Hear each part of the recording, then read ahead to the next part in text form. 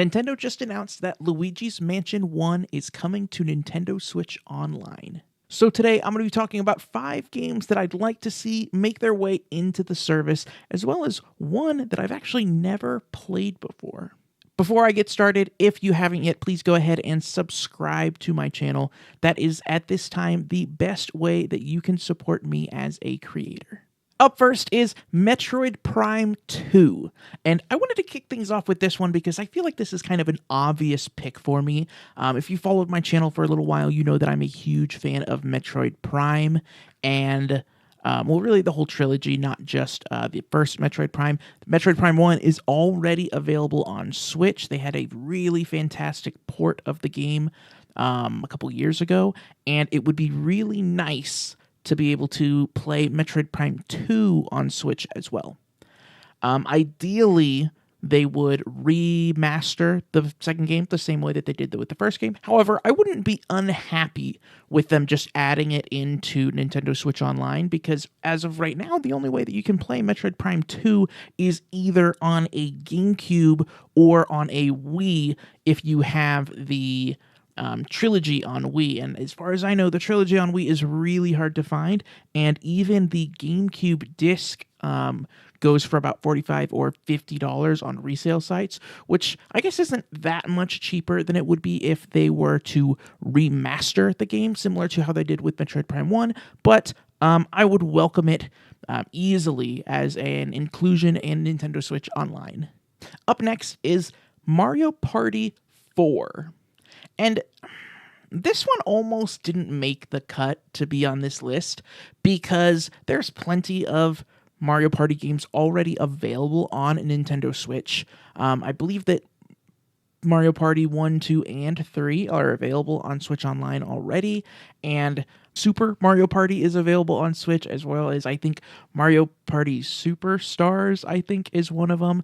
And then most recently, Mario Party Jamboree, which has both a Switch 1 and Switch 2 edition. And I haven't played a ton of Mario Party, but I really like Mario Party 4 because there is a specific feature in the game where when you play with a certain character and you beat each different board, you get a gift. And so you're really encouraged to play the game with all of the different characters to get all of the different gifts for all the characters and build this party room. That combined with the fact that Mario Party 4 was my introduction to the series, and I have lots of fond memories of playing it as a kid. Also, this game is stranded on the GameCube, and it's actually kind of difficult to find as well. You can find it on resale sites for about $60. Up next is Super Smash Bros. Melee. All right, so once again, we've got a game that is stranded on the GameCube. You can already play Super Smash Bros. Ultimate on Nintendo Switch 2, and I do think that when you're playing Smash Bros. With your friends, Super Smash Bros. Ultimate is going to be the way to go. However, there's one standout mode in Super Smash Bros. Melee that has never been replicated in the same manner in any other Smash Bros. Game, and that is the adventure mode. This is different than the Subspace Emissary that they made in Brawl, and then the sticker tour or whatever that they had in Smash for Wii U. The adventure mode in this game puts you in a almost Metroidvania style map where you are doing lots of climbing and fighting enemies as you go and finding items and trophies and unlocking new things and meeting new characters, and it's really cool.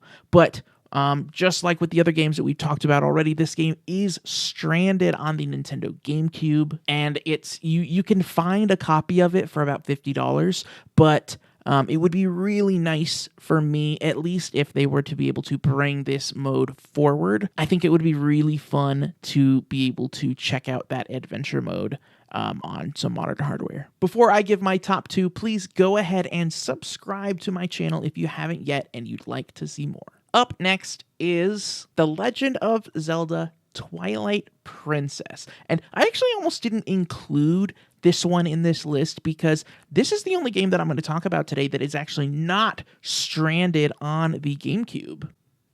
There is also a Wii U version of this game, but people aren't exactly quick to try to hunt down Wii U's either. And then there's the obvious Wii version of the game that has like the motion controls and stuff. But the main reason that I want this game brought forward onto modern hardware is that I think this is a fantastic Zelda game that people, I think, have been a little bit mean to over the years.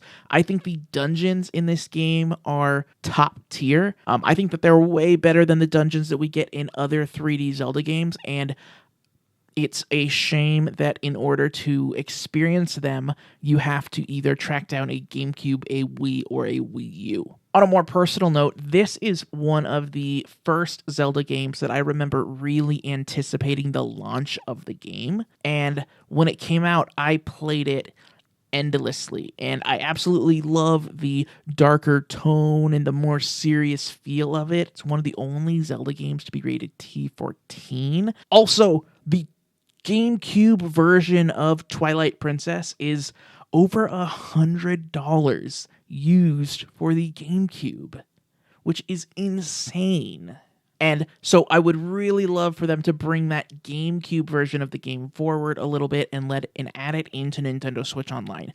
I do want to go ahead and say, ideally, they would bring forward the Wii U version of the game and let me actually buy the game itself, and I'd like that for Wind Waker as well, but that's not what this video is about. This video is about games that I think would be beneficial to the Nintendo Switch Online service. And the final game that I want to talk about today is Star Fox Adventures. You might be thinking that this is like a weird choice to have in the very top slot on this video, and I agree that it is. However, the reason that it ends up in the top slot is that this is a game that I have never really played before. When I was a child, I got my haircut at a place called Cool Cuts for Kids in Houston, Texas. It is probably not still there. And almost every single time that I would get my haircut, I got to play the first 5 minutes or so of this game, and I always wanted to play a little bit more. I could never remember what the game was called to be able to ask for it for like